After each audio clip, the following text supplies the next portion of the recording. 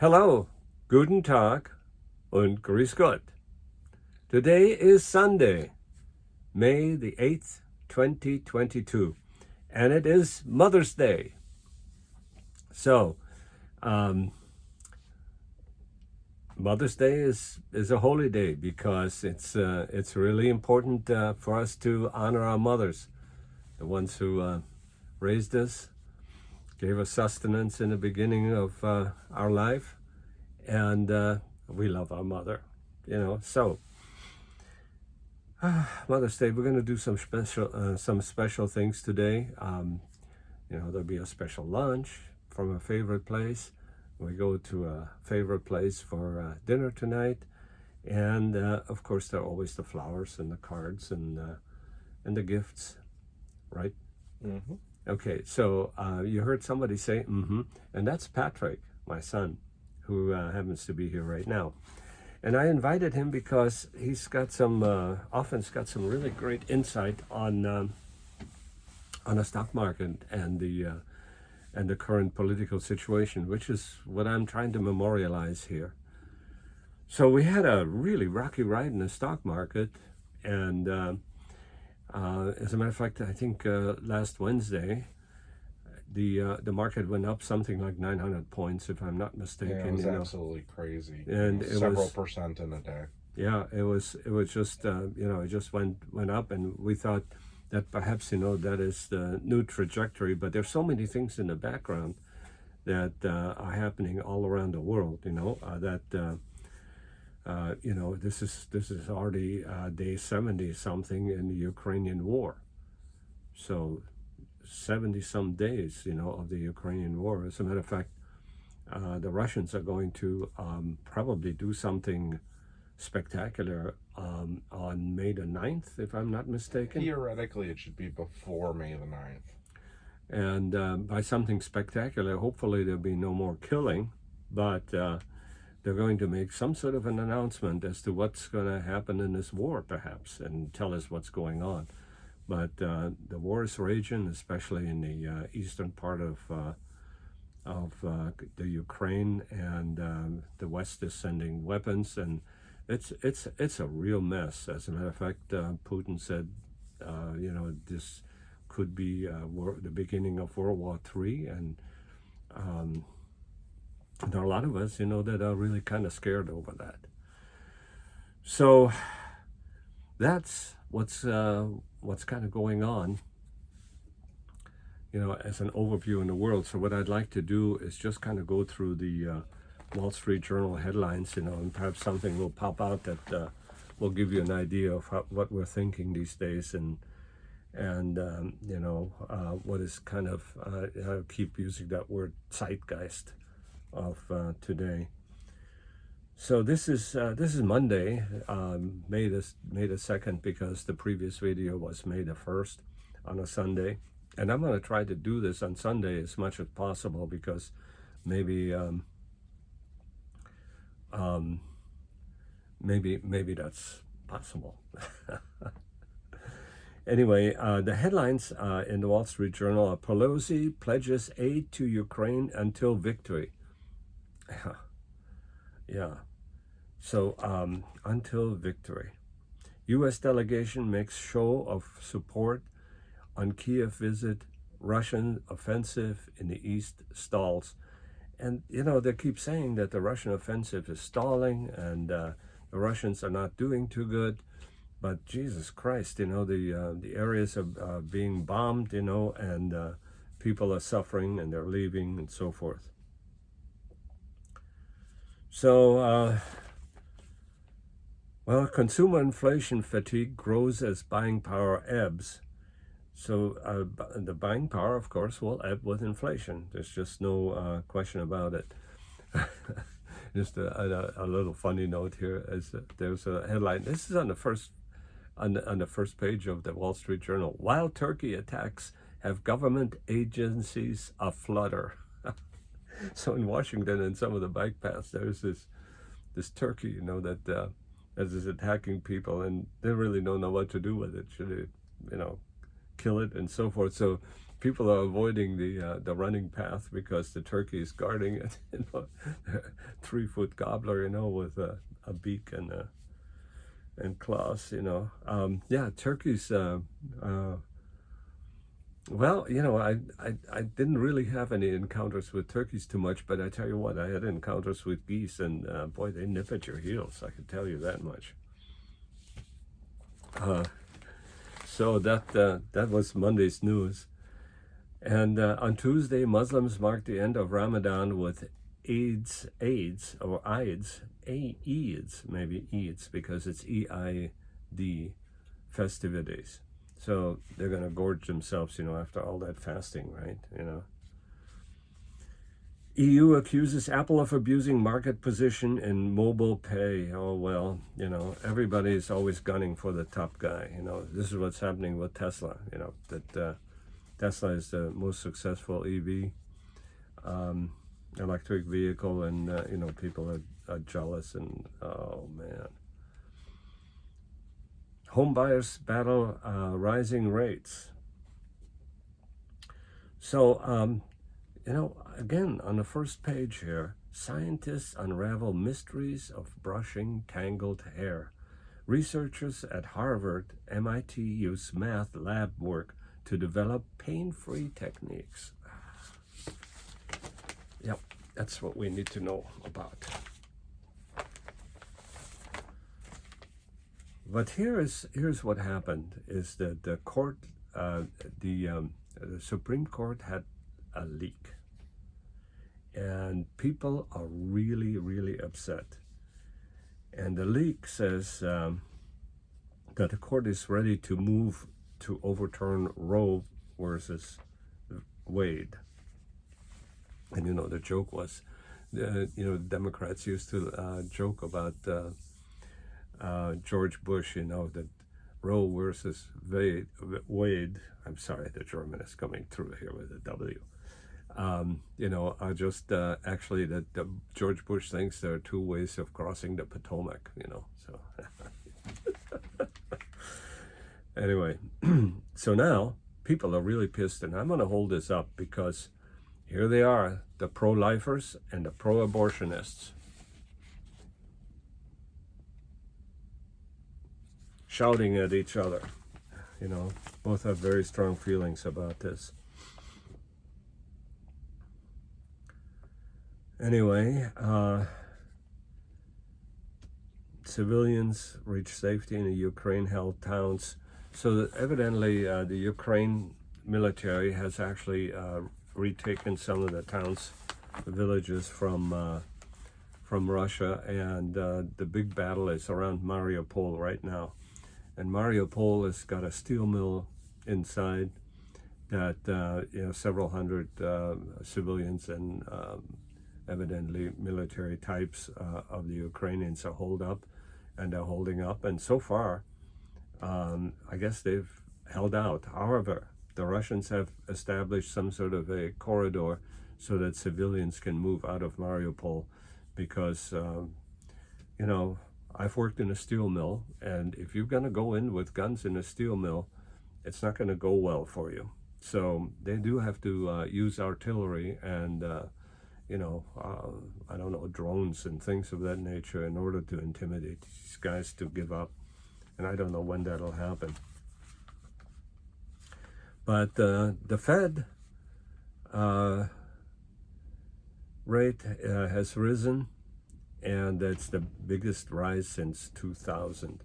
So they actually went up a rare amount, which is a 0.5 percentage point. So inflation is hovering somewhere, what would you say, Patrick? Somewhere around 7-8% or so, and the cost of funds, which is what the Fed kind of dictates, by raising the rate, is somewhere around 3% or so, 3.5% now, maybe. I don't know the current Fed rate. I know that they just raised it, and they're talking about a 0.75% raise here pretty soon. Again? Yeah. Oh, and that really has the market at Twitter, doesn't it? Those are the things I know for sure. The good day in the market the other day was on a day when the Fed raised rates, which was interesting. Yeah. And then the next day, there started being rumors about the 0.75% raise in rates. That's what it was. And that kind of plummeted everything. At least Yeah. I believe so. It's kind of hard to tell for sure. In terms of interest rate or inflation rate in the United States, it's pretty much impossible to tell because everyone's jockeying for the numbers to be what they want them to be. It's easiest to look at the prices of food Yeah. yourself and determine that. 2 years ago, a steak was consistently $7 a pound. It's currently about $9 a pound. Make of that as you will. Bread used to be around $3. It's now $6 a loaf. Coffee has gone up in price, and a lot of that is a lot of it is twofold. A lot of it is the fact that the production still hasn't caught up with demand.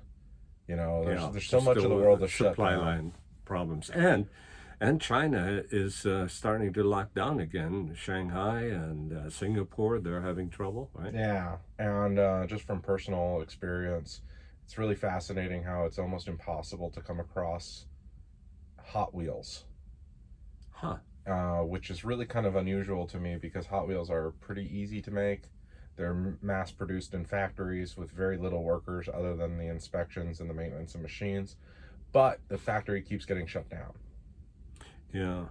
Well, one of the biggest complaints that I keep hearing, and we see the signs all around restaurants, help wanted, help wanted. And I think you recently had an experience in a restaurant where, the service sucked, the food sucked, and all that sucked. Because why? There were all new faces there, and they're just trying to get their footing. Well, that was your theory. I couldn't tell you that for sure. But what was interesting was about half the staff were clearly teenagers, possibly still in high school. Like I'm talking really, really young guys. Really young guys. But yeah, it was the weirdest thing. They got our food quickly. Everyone was polite, but they didn't know what was going on. We got the wrong check twice. The food was, I think, old because it was dry, and like I said, they got it to us in like a couple minutes. I won't name the restaurant because it could just be they were having a bad night. Yeah. But it was just really weird, and the implication was that they were having a hard time getting good staff. Also, at one of our local fast food restaurants, they weren't able to clean the tables in the front because they only had one front of the house worker. Yeah. And so they have a waiting line in some restaurants right now, and there are a bunch of empty tables, which is a little bit of a bizarre sight for us, that are accustomed to, it's okay to wait when all the tables are full and people are being hopefully polite to move out of the restaurant, when they're done eating, and don't linger, to talk. But this is all part of the experience, so I don't know. So anyway, here's the headlines, about Russian missile strikes in the Ukraine intensify. And, as I said once before, here's the shelling continues, and look at these pictures, these guys have really raised hell, the Russians have really raised hell with the, bombing these apartments and stuff. And I don't know whether they're doing this on purpose, but if you look at how many died, it doesn't even mention how many people died, if anything. But they do have discovered some mass graves, which is kind of a shocking thing. So I think The Hague, when this thing is over, which it has to be over at some point, Russia will either take over or it's going to be some sort of a stalemate, So another big event that's happening is that Elon Musk, continues his bid for Twitter, and he was finally successful. And so Elon Musk has bought Twitter, and he is intending to take Twitter private. And what would you say about Twitter in terms of its significance, Patrick, to the world and so on? I think its significance is slightly overblown. People keep seeming to think that it's a general place where everyone's opinions are heard, which is not true in the slightest. The bulk of users don't post. That's just a thing. The bulk of users don't post. The bulk of users read. An additional portion of the readers who post are advertisements or bots. So the actual number of people posting is very small. Even if everyone posted that's subscribed to Twitter or is a user of Twitter, you're still talking less than a tenth of the world's population. All of that being said, for some reason, we've decided as a society that this is the public square where people come to talk about issues. And a lot of people are being oppressed, for lack of a better term, and they're not allowed to get their voices heard because their opinions are considered wrong, think, or evil, or whatever. But in addition to that, and the part that I find fascinating, is for some reason governments use Twitter as an official way of warning the population. And that's where I think Twitter draws the line between private corporation and public service. If you're allowing a government entity to send out emergency alert broadcasts and so on and so forth, you have to be publicly accessible to everyone. Maybe not everyone should be able to post, but everyone should be able to see what's going on. So the interesting thing about this entire subject to me is that we now have a disinformation czar that reports to the Department of Homeland Security. So I think I mentioned that in the last broadcast because this can really go south, in terms of our freedom of expression, and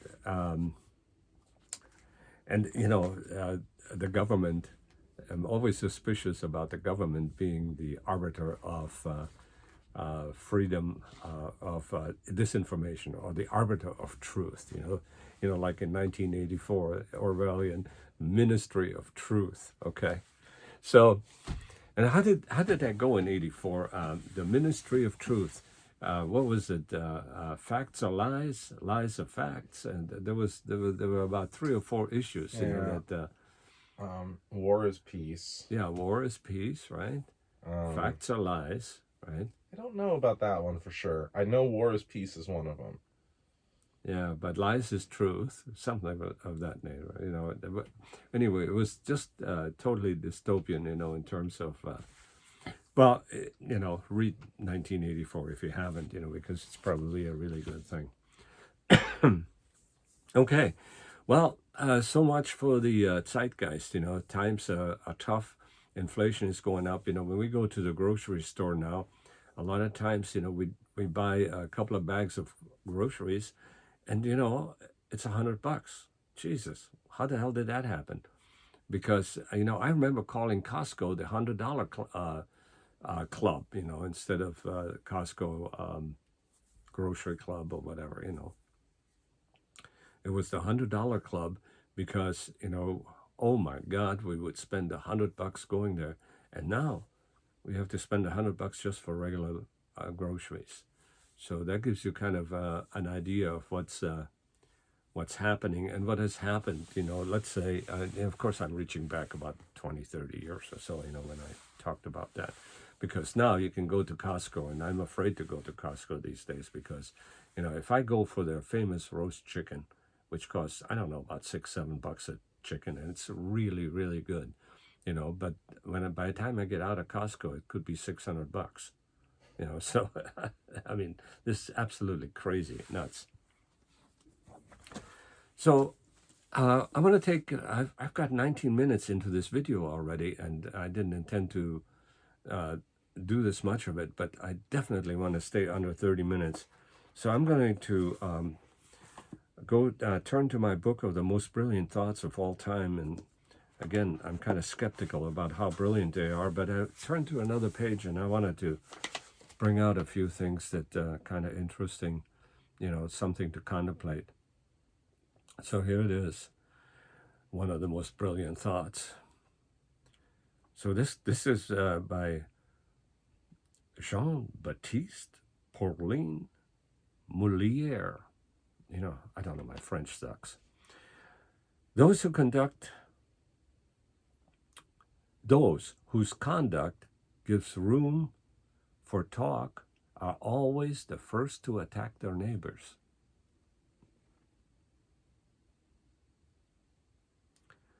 Another one. We recognize that flattery is poison, but its perfume intoxicate us. Wow. So this is the Marquis de Lagrange. Whosoever gossips of you will gossip, whosoever gossips to you will gossip off you. All right, man. We resent all criticism which denies us anything that lies in our line of advance. Very profound. Well, okay. So much for profound thoughts. So I want to kind of change the pace of my videos in that I've talked about family and friends, and I feel like I've exhausted everything that I know about family. Probably not, and if things occur to me in the future, I certainly will mention it. Little anecdotes here and there. But maybe it's really just time to talk about myself, and so I want to tackle a subject that I'm a little bit nervous about, but I mentioned it to Patrick just this morning, and it's talking about my spiritual journey, and of course that raised his antennas, and said, hey, you're the guy that doesn't have a high opinion of woo, so to speak, but here you want to talk about your spiritual journey. So I want to make this probably the first segment of what I mean by that. And what I mean by that is, how I kind of became aware as a young child of God and piousness, that kind of thing. So it had to do with my mother, because I distinctly, and I may have mentioned that before, I distinctly remember hearing my mother in the middle of the night when we were under siege by the Russians in Czechoslovakia. She was praying for us and for the family every night. And she prayed aloud in the room next to me. I can overhear that. And, of course it was in German, and I understood the word God, and, that we need lots of help and we need lots of protection. And that's what she did. She was really, a very Christian, spiritual kind of person. And it made me feel better at the time, because, every time that night fell, you had no idea what would happen. Would the Russians come in? Would anything bad happen? Would bombs fall? You just didn't know. And so you were always living in fear. But when she prayed at night, it made me feel better. And it probably let me go to sleep.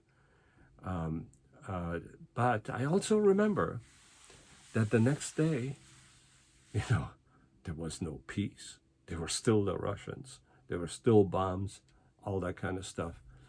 And so I was wondering, shouldn't God kind of hurry up on this? Because, my mom was really seriously asking for some peace and for us to be out of danger, because we really had no idea what would happen every night. So that was my first encounter. And when looking back, my first encounter with religion and prayer, God, the idea of God, and you believe your mom, okay? So if she, prays to get something, and that it's the same thing that I want, peace, you would expect that,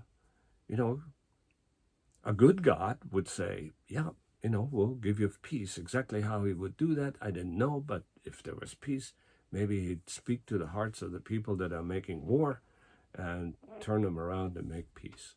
I had really no idea, but the next day, the same thing all over again. By the time the day was at end, I lived in fear again over the night, because the night was always the worst. You never know, about the knock at the door. So this is what gave me thought about God and prayer, and I tell you, it left me wondering why God hasn't responded, the way my mom asked to respond. So, I started to make up excuses, well, I asked my mom why God hasn't responded. And she said, well, God's mill works slowly, but very precise. And I'll probably come back to that idea. Gottes Mühle wirkt wirksam, aber sehr trefflich. That's approximately, how you say that in German. So that's what I was left with.